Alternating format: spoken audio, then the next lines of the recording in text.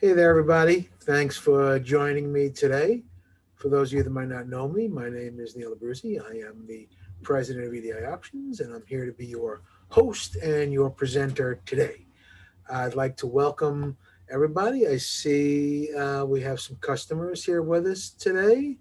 Thank you for coming along. And I also see some new faces. So I really appreciate everybody uh, taking a little bit of time to join me today for our webinar.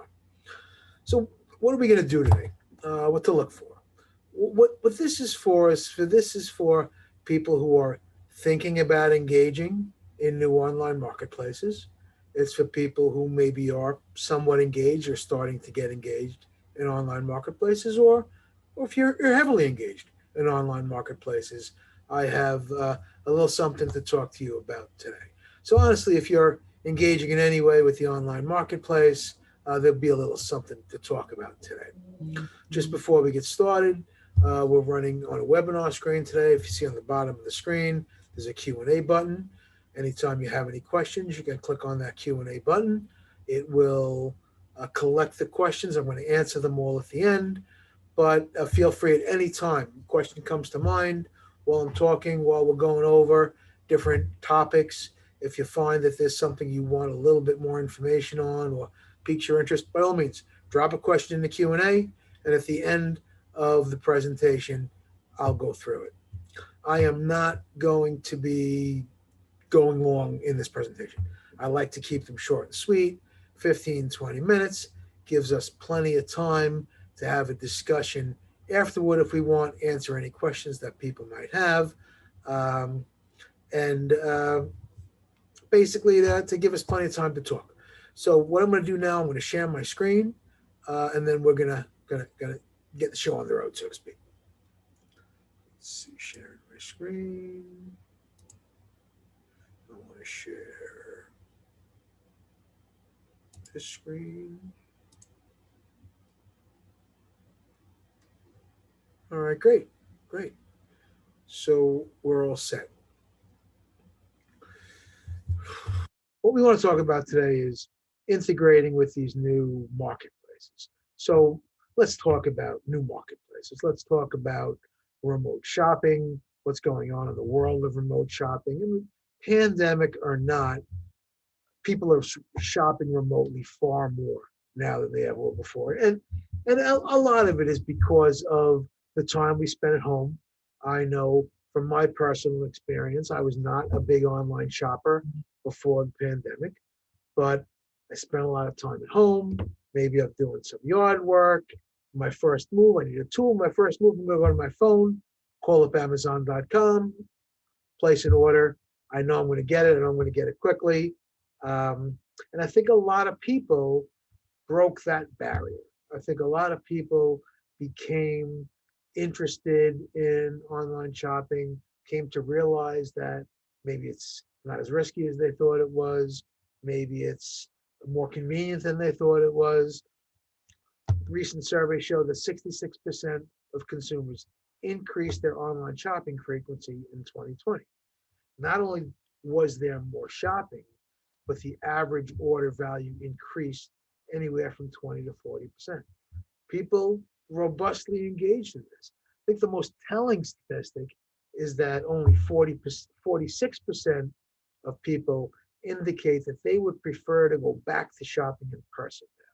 So there is a clear preference for people shopping online. You think, though, like Macy's, JCPenney, think that the big retailers, they're just sitting back and letting Amazon take over the world. That is not happening. Overall retail sales, sure, they were down 2021 compared to 2020, but in the first quarter, that drop was only 9%. When you consider what took place in 2020, you would think that in-person retail sales would have been down significantly more. More and more stores are opening up around the country. More and more, the shopping process has become more normal. People are feeling more comfortable shopping. But I think the retailers understand that they need to create a different shopping experience. Simply going to the store to pick up an item. Well, if you can go on Amazon or go on some of these new marketplaces and pick up a quick item, you're not going to make the trip to the store, particularly if you know you're going to do it and you're going to get it in a day or 2 days. So the retailers know that, like I said, they're not sitting back and waiting for Amazon to eat their lunch for.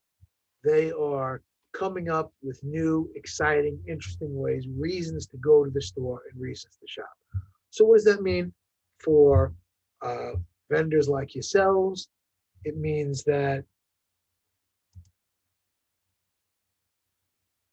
there is far more opportunity. And that's really the key of what we want to talk about today is the different opportunities, the new marketplaces, and the fact that many people have been trading in this way with their EDI environments, and how we're going to bring these new marketplaces and the EDI environments and bring them together.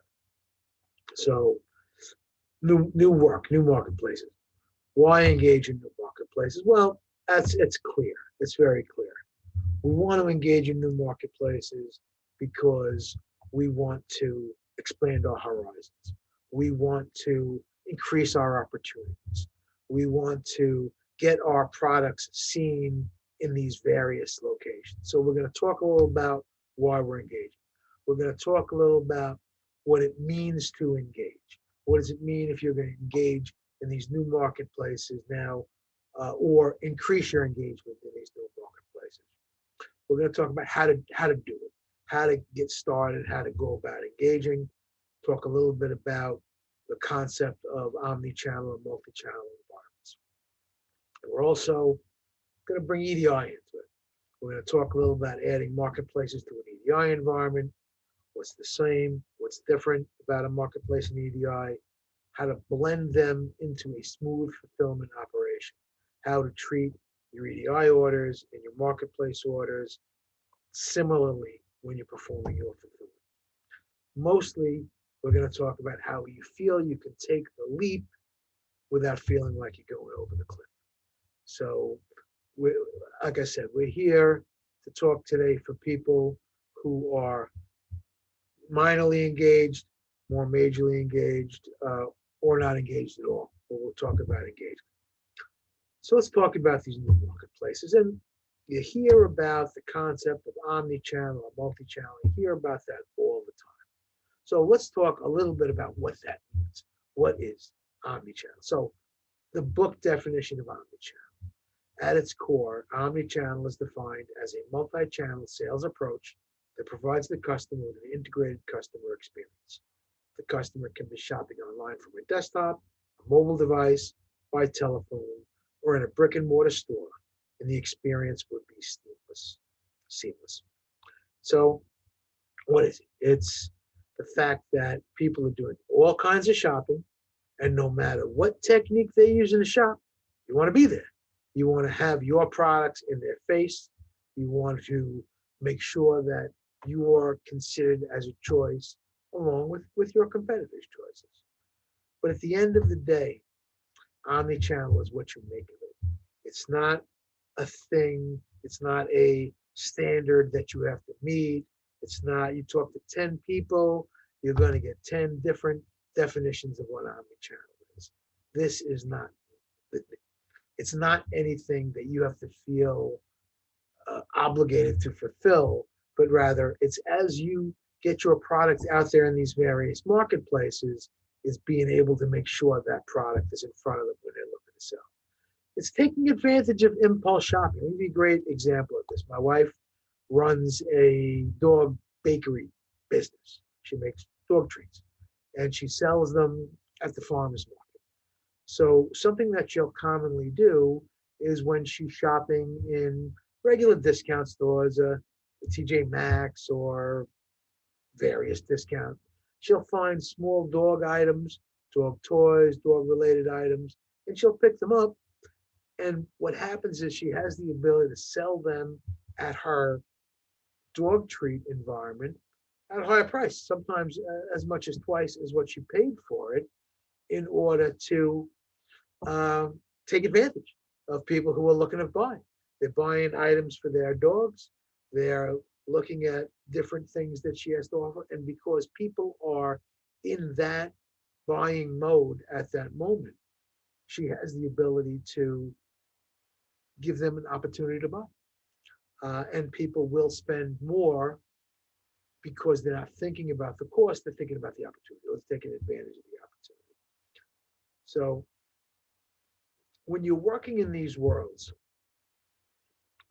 we want to talk a little bit about how fulfillment is affected. How is your fulfillment affected when you work in these worlds? And fulfillment's last mile is the same for the consumer, irrespective of the market where they bought the product, the technique by which the product was ordered, the method by which you fulfill it. They're going to go to the door, the Amazon truck or the U.S. Postal Service or FedEx is going to come by. They're going to drop off the package. That last mile is standardized, is normalized across all of the different marketplaces that you could buy in. The experience is the same for the consumer. So what our goal is to push that last mile back as far as we can into the fulfillment process, to make it such that your process is normalized, your process is standardized across all of the different platforms of what you need to fulfill. And the more we can push that last mile back, the more we can standardize that process, the more you can save. So that's extremely, extremely important. Okay, so let's talk a little about marketplaces versus EDI. Conceptually, marketplaces and EDI, they're really the same thing.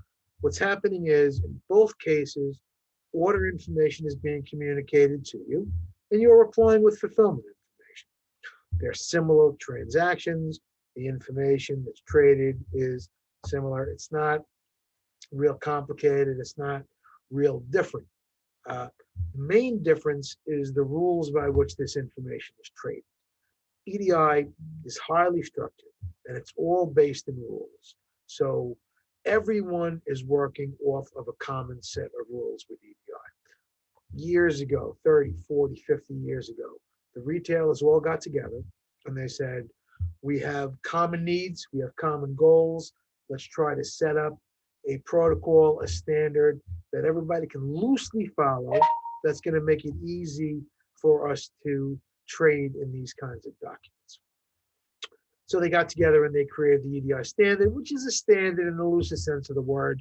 It's a standard, but there are many, many standards within the standard to choose from. But nonetheless, it is based in a standard. Marketplaces are the Wild West of trading documents. Totally unstructured. They have their own little, each one is a little dictator. Shopify does not care what Walmart does, doesn't care what Amazon does. They don't care what each other are doing. They're setting their own rules. They're going to do whatever's most efficient for them.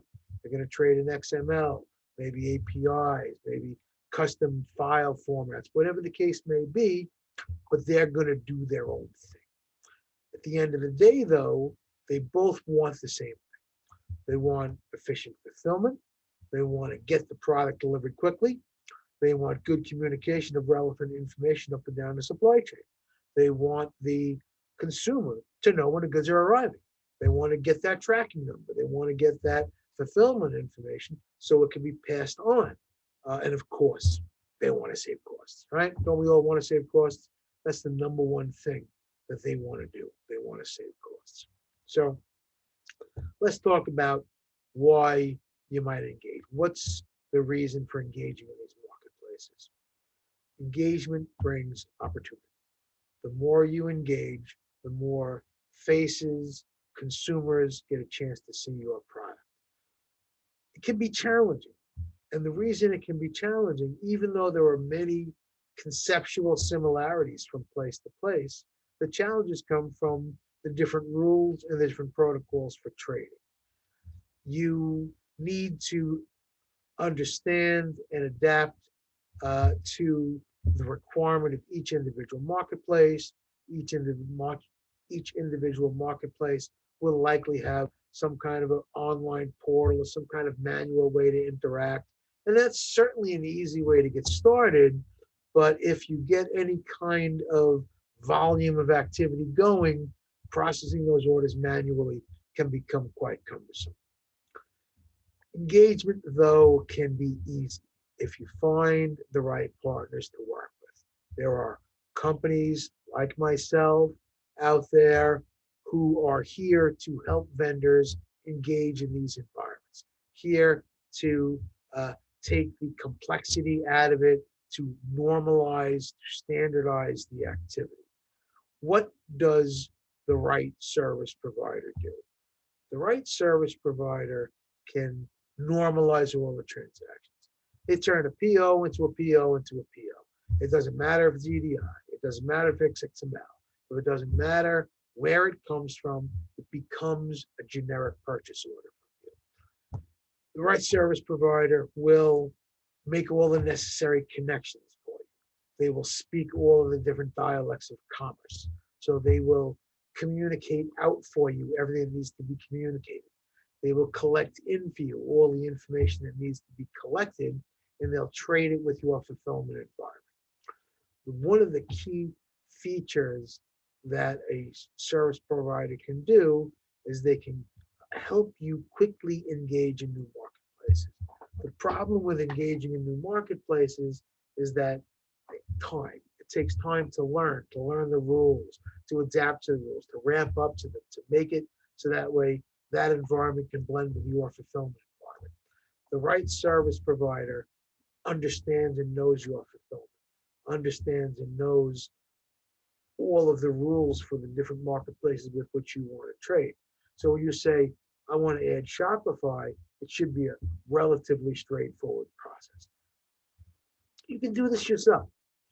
The problem is it requires a lot of specialized knowledge and expertise that is more efficient, less expensive, more convenient for you to work through a third-party provider.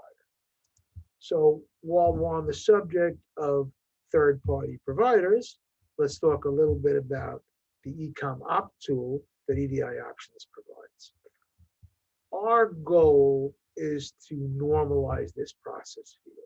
It's to make it easy for you to engage. So if we take a step back for a second and you're looking to either engage for the first time with the market, or you're looking to add new marketplaces of engagement to your engagement environment, what you might find is that it's easy, like I said, to get started manually. But when that volume starts to add up, when you start to add new markets, when those markets start to snowball, and we all know that when you get close to the Christmas holidays, those volumes can increase exponentially. You want them to. You want to be able to process as many orders as you can. You want to be able to engage in as many marketplaces, get your product in front of as many people as possible, but you are sometimes hindered by the fact that too much can also be a problem. So through the eCom Opt product, we allow you to handle any amount of volume. So you get a small amount, you get a large amount, you have a medium, it doesn't matter. Process them through because we will handle that for you at the network level. So we'll receive these transactions. And because we know your systems and your environments very well, we can give you a high degree of automation. We can make it so that way all of the orders normalize into a particular standard. They all funnel down into something that's easy for you to work with, that blends perfectly with your fulfillment environment. So what is a model of an exchange? Order comes in, normalize the order, sent down to your fulfillment environment. Maybe that includes passing that transaction off to a shipping system, a UPS system. It goes into your accounting systems. It goes into your UPS systems. It makes it so that way you can standardize the process, you can integrate the process, you can automate the process, and you can scale that up and down to handle as much or as little volume as is coming through the pipeline. What we want to be able to do is we want to be able to standardize these key elements of your fulfillment process. And that's what our goal is. And that's what we do using the eCommerce tool. When you are ready to make that move from trading yourself, from having uh, one or several employees interact manually, downloading orders, uploading fulfillment information. When that starts to become too much, it's the orders, the shipping, the billing, all of the logistics rolled into one, handled by an environment that is specifically designed for direct to consumer. I'm not I'm not here because I'm looking to sell you anything. What I'm here to do today is to make you aware of this pathway that many vendors travel down. They uh, and I see it time and time again. I take calls every single day. I talk to different vendors who have varying experiences, uh, but many times it's a situation where they have gone down the road themselves manually, and they've reached that point, either volume, complexity, number of different models that they have to work with, that they're looking for somebody to help. So what have we done? We have taken 30 years of experience, 30 years of data integration, 30 years of different environments that we work with. We've taken that expertise and we've rolled that into eCommerce. We're extremely happy. We're extremely proud of this new product because it really helps us bring together the marketplace environments and the EDI environments. That's it. That's as far as I've got as far as my presentation is concerned. But what I'd like to do now is I'd like to take the opportunity to take some questions. So let me just take a look here and let me see what kind of questions we have. Okay, got a couple of great questions here. Number one, I always thought by connecting EDI to online marketplaces, it would open up, simplifying and enhancing the consumer experience. This is true. It's true that connecting through the EDI and online marketplaces simplifies the consumer's experience. That's that last mile that I was talking about. Now, what we want to do is we want to simplify and enhance the fulfillment experience. And that's what draws that last mile back into your fulfillment operation. And it makes it much simpler, again, simpler and more enhanced fulfillment operation. So that's the goal for the consumer also applies to you. Let me see what else I have. Can I do this on my own or do I need a service to assist me? As I had said, you can get started on your own. You can, and I encourage, when people come to me and they ask me about how they can get going, I tell them, get a sense of it yourself. Go online, go interactive, uh, figure out what the process is like, because what that does is it underscores the necessity, or it highlights the components of your fulfillment operation that could benefit from automation, that could benefit from integration, that uh, helps you build a roadmap for success. Next question. Oh, here's a good one. This was relative to the other one. How hard is it to get started in a new marketplace by itself? It's not hard at all. It's extremely easy. Uh, they want you to engage with them. Shopify wants you to sell on Shopify. They want you to be able to participate. So what they do is they make it easy for you to do so. Even now, something that's cropped up that I've seen in the last 2 years maybe is these aggregating sites. These are sites that will say they specialize in jewelry. I do quite a bit of work in the jewelry industry. So say these sites specialize in jewelry. They have 10, 20, 50 jewelry vendors. They aggregate their products. They sell it under their umbrella. They don't handle the merchandise. They don't import. They don't manufacture. All they do is they act as a go-between between you and the consumer. And they create these custom shopping environments that make it desirable, perfect and easy for you to participate in. Let's see what other questions I have here. If I ask your team to integrate Macy's, I know it will be seamless with minimum participation on my part. Is it seamless with these marketplaces? No, that's a question from an existing customer. And yes, it is as seamless. Working with the marketplaces, when you work with a service, that is the exact purpose, that's the exact reason for the service operation, that the service that we provide, to make it a seamless operation for you to be able to trade with EDI operations, with marketplace operations. Next question. I'm already working with a few marketplaces. Is there something I should consider before starting another? Again, what you want to be careful of, and it sounds funny, but you want to be careful of generating too much business. Or at the very least, what's too much? Too much is business that you can't appropriately fulfill. It's extremely important that these orders be fulfilled in a very tight shipping window, a very tight fulfillment window. So if you're successful in the marketplace, by all means, expand, but consider what that's going to mean to you. What is it going to mean if you get half as many more orders? What is it going to mean if you get twice as many orders? That's something you should consider before starting up with another operation. Let's see. Here's a question. You use the term normalize. What do you mean by normalize? I use that term all the time. And what it just means for me is to bring transactions down through, almost like bringing them down through a funnel, making them standard, making it so that way, if I'm working with Shopify, I'm working with Amazon, I'm working with Macy's, I got EDI, I got XML, I got API, it doesn't matter. I've normalized that for you.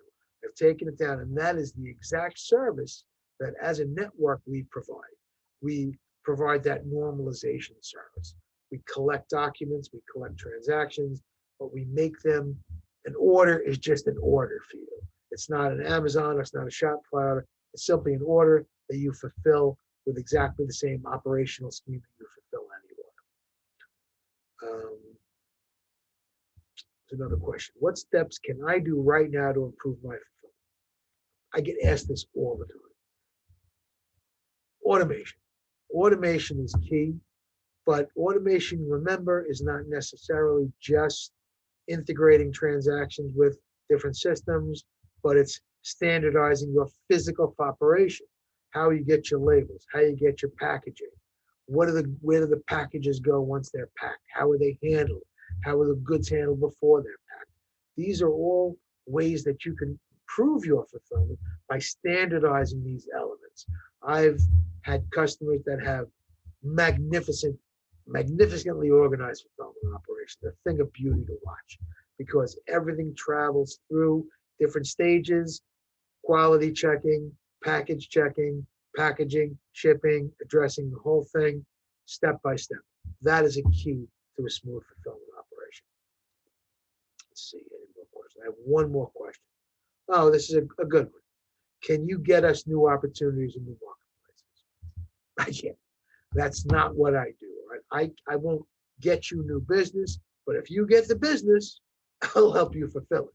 I'll help you fulfill it in the same way we fulfill. If you're adding your 20th marketplace, number 20 will operate and fulfill exactly like the first 19 that we did. So before I go, let me just give you a little minute to talk about, or give me a little minute to talk about my company. EDI Options, 30 years. We're celebrating our 30th year this year. We specialize in service. That's what we do. We consider ourselves to provide unsurpassed customer service, the best service. We are continually striving to provide good services.